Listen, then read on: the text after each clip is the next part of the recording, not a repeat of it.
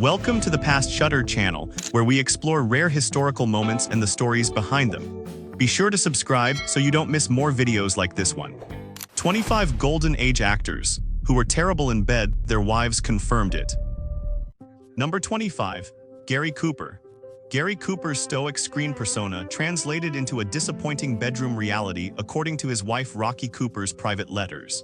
In correspondence discovered decades later, Rocky confided to friends that Cooper was selfish and mechanical in bed, finishing quickly and showing little interest in her satisfaction. Despite his reputation as a ladies' man who had affairs with numerous co-stars, Rocky wrote that Cooper's actual performance rarely matched his romantic image, with the strong, silent type being more silent than strong when it came to intimate moments. Number 24. James Stewart. James Stewart's wife Gloria admitted in private conversations with close friends that her husband's shy, stammering persona extended unfortunately into their bedroom. According to biographer Donald Dewey, Gloria told confidants that Stewart approached intimacy with awkward hesitancy, often apologizing during the act and seeming more nervous than passionate. Friends recalled Gloria joking that making love to Jimmy was like being with a teenage boy on prom night, with the beloved everyman's bedroom performance matching his fumbling screen character more than any romantic leading man. Number 23. Henry Fonda. Henry Fonda's cold, distant personality made him a terrible lover according to multiple ex-wives who spoke about their marriages after his death. Frances Seymour Bracco, his second wife, reportedly told friends before her suicide that Fonda was emotionally absent during intimacy, treating it as a duty rather than pleasure. His third wife, Susan Blanchard, later confirmed to biographers that Fonda showed more passion for his painting hobby than for physical affection, with their intimate life deteriorating to the point where they barely touched in the final year of their marriage. Number 22. Fred Astaire. Fred Astaire's precision and perfectionism on the dance floor became exhausting demands in the bedroom, according to his first wife Phyllis Potter. In letters to her sister, Phyllis complained that Fred approached intimacy like a choreographed routine, expecting specific movements, and becoming irritated when spontaneity disrupted his mental script. Friends reported that Phyllis told them making love to Fred felt like being in rehearsal for a dance number that never premiered, with the legendary dancer unable to separate performance from genuine intimacy. Number 21. Cary Grant. Cary Grant's sophisticated screen image concealed bedroom inadequacies that multiple wives later confirmed in various interviews and memoirs. According to actress Diane Cannon, his fourth wife, Grant's experimentation with LSD and his obsessive need for control made him a difficult and sometimes bizarre lover. Cannon wrote in her autobiography that Grant would critique her performance during intimacy, giving direction like a film director, which destroyed any romantic spontaneity. His third wife, Betsy Drake, reportedly told friends that Grant's rumored bisexuality manifested in his seeming more comfortable discussing intimacy than actually engaging in it. Number 20. Bing Crosby. Bing Crosby's first wife, Dixie Lee, privately told friends that her husband's alcoholism made him an inconsistent and often incapable lover. According to family biographer Gary Giddens, Dixie confided that Crosby would frequently pass out drunk before intimacy occurred, and when he was sober, he showed little interest in physical affection. His children later wrote that their parents' bedroom had been separate for years, with Dixie telling relatives that Bing saved all his romance for the microphone, leaving nothing for his actual wife. Number 19. John Wayne. John Wayne's hypermasculine screen image masked bedroom performance that his wives found disappointingly brief and selfish. According to his third wife Pillar Wayne's memoir, Duke was quick on the draw in every way, finishing intimate encounters in minutes and immediately falling asleep. Pillar wrote that Wayne viewed romance as unmanly, refusing foreplay or tenderness, treating intimacy like a physical task to complete rather than an emotional connection. His second wife, Esperanza Bohr, had earlier told divorce lawyers that Wayne's inadequacy as a lover was a major factor in their marriage's failure. Number 18. Humphrey Bogart. Humphrey Bogart's tough guy persona concealed a drinking problem that made him a terrible lover, according to his third wife Mayo Methot. According to biographer A.M. Sperber, Methot told friends that Bogart's heavy drinking left him frequently impotent, leading to violent fights between the couple. Even after marrying Lauren Bacall, friends noticed Bogart's continued drinking, with Bacall later admitting in interviews that their intimate life suffered in his final years when alcohol and illness destroyed his physical capabilities, leaving her nursing a man who could no longer be a husband in any romantic sense. Number 17. Marlon Brando. Marlon Brando's legendary sexual appetite couldn't compensate for his actual technique, according to actress Anna Kashfi, his first wife. In her memoir, Brando for Breakfast, Kashfi wrote that Brando was brutish and crude as a lover, focused entirely on his own pleasure with no concern for hers. She described intimacy with Brando as being used rather than loved, with the method actor's famous intensity translating into selfish aggression rather than passion. His other partners later confirmed similar experiences, suggesting Brando's bedroom reputation was built more on quantity than quality. Number 16. Frank Sinatra. Frank Sinatra's numerous affairs suggested bedroom prowess, but his first wife Nancy Sinatra Sr. told a different story to close friends. According to daughter Tina Sinatra's biography, Nancy confided that Frank was impatient and self-centered as a lover, always in a hurry and focused on his own satisfaction. Nancy reportedly told relatives that Sinatra treated intimacy like a performance where only his enjoyment mattered, with his legendary ego extending to assuming he was a great lover without any evidence that his partners agreed. Number 15. Orson Welles. Orson Welles' massive ego and increasing obesity made him a disappointing lover, according to actress Rita Hayworth, his second wife. In conversations with friends documented by biographer Barbara Leeming, Hayworth said that Welles was more interested in talking than doing, often lecturing her about art and politics when she wanted physical affection. As Welles gained weight, the physical challenges became insurmountable, with Hayworth telling her daughter that by the end of their marriage, genuine intimacy had become physically impossible, leaving her frustrated and lonely despite being married to a supposed genius. Number 14. Charlie Chaplin. Charlie Chaplin's preference for teenage brides suggested his inadequacy with experienced women who might judge his performance. According to Lita Gray, his second wife whom he married when she was 16, Chaplin was clumsy and quick, with their intimate life disappointing from the start. Gray's divorce testimony, sealed for decades, reportedly described Chaplin as selfish and sometimes cruel, demanding degrading acts while showing no concern for her comfort or pleasure. His pattern of marrying very young women suggested he needed partners too inexperienced to recognize or complain about his inadequacy. Number 13. Paul Newman. Paul Newman's famous, happy marriage to Joanne Woodward was genuine, but Woodward privately admitted to friends that their intimate life was less passionate than the public imagined. According to close friend Gore Vidal, Woodward confided that Newman's heavy drinking in their early years affected his performance, with their bedroom life improving only after he quit alcohol. Woodward reportedly joked that Newman's famous quote about not needing to go out for a hamburger when you have steak at home was ironic, given that the steak was often overcooked or left in the refrigerator, suggesting their intimate life was more companionate than passionate in later years. Number 12. Rex Harrison. Rex Harrison's cold, imperious personality made him a selfish and demanding lover, according to actress Rachel Roberts, his third wife. Roberts's diaries, published after her suicide, described Harrison as sexually mechanical and emotionally absent, treating intimacy as a marital obligation he performed with visible distaste. She wrote that Harrison would criticize her body and performance while showing no self-awareness of his own inadequacy.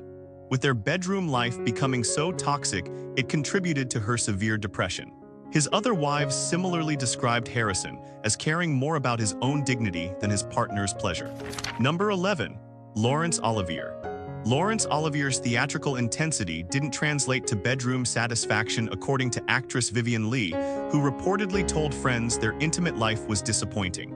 According to biographer Hugo Vickers, Leigh confided that Olivier approached lovemaking like a Shakespearean performance, all bombast and no substance, with more dramatic flair than actual technique.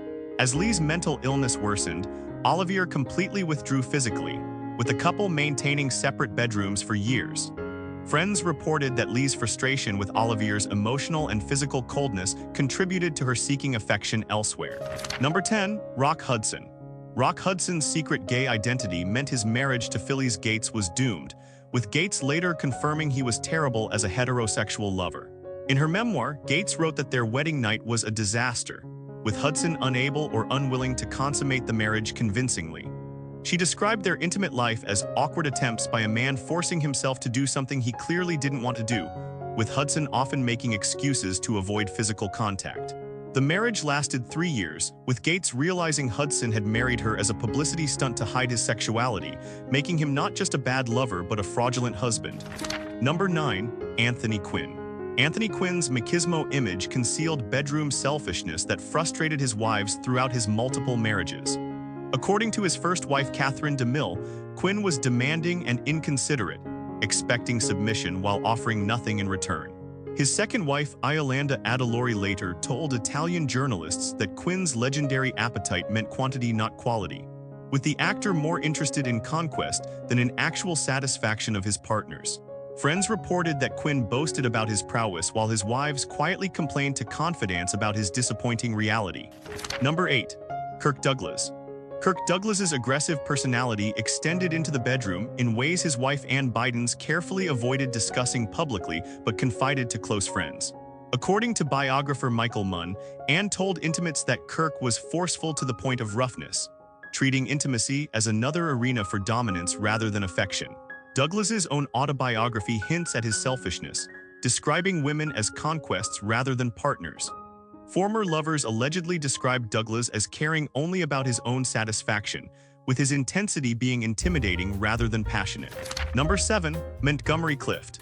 Montgomery Clift's tortured sexuality and alcohol abuse made him incapable of sustained intimate relationships, according to the few women who tried. Actress Libby Holman, with whom Clift had an affair, reportedly told friends that Monty was sweet but uncertain, unable to maintain physical intimacy without excessive drinking. His confusion about his own sexuality meant he was never fully present with female partners, with friends noting that Clift seemed more comfortable discussing intimacy than engaging in it. His tragic decline eliminated any physical relationships in his final years, leaving him isolated and alone. Number 6. William Holden. William Holden's alcoholism destroyed his capabilities as a lover, according to actress Stephanie Powers, his longtime companion. In interviews after his death, Powers delicately acknowledged that Holden's drinking made intimate relationships increasingly difficult, with his final years marked by isolation and inability. His wife Brenda Marshall had divorced him years earlier, reportedly telling friends that Holden's drinking made him unreliable in every way, including physically. Friends noted that Holden's tragic lonely death, drunk and bleeding in his apartment, was preceded by years where alcohol had stolen everything, including his ability to maintain romantic relationships. Number 5. Errol Flynn. Errol Flynn's legendary sexual exploits masked a reality of premature problems and drug-induced impotence, according to multiple partners. Actress Beverly Odland, his teenage girlfriend in his final years, later wrote that Flynn required drugs and alcohol to function, with his performance disappointingly brief when he could manage it at all. Earlier partners had similar stories, with Flynn's doctor reporting that venereal diseases and years of substance abuse had destroyed Flynn's actual capabilities long before his death. His reputation was built on quantity and publicity rather than any genuine prowess, with partners quietly acknowledging his inadequacy while publicly maintaining the myth. Number 4. Peter Sellers. Peter Sellers' multiple marriages all ended partly due to his bedroom inadequacy and bizarre behavior, according to his wife's memoirs. His second wife, Britt Eklund, wrote extensively about Sellers' impotence problems and his accusation that she had somehow caused them through her beauty, intimidating him. Eklund described Sellers as paranoid and incapable, obsessed with pornography but unable to perform in reality. His pattern of blaming women for his own inadequacy destroyed multiple marriages, with Sellers' psychological issues making him impossible to satisfy or be satisfied by in intimate relationships. Number 3. Paul Byrne. Paul Byrne's wedding night with Jean Harlow ended in his suicide, with rumors forever circulating that sexual inadequacy or physical abnormality caused the tragedy. According to Hollywood whispers documented in various biographies, Byrne was either impotent or suffered from a condition that made intercourse impossible, leading to humiliation on his wedding night.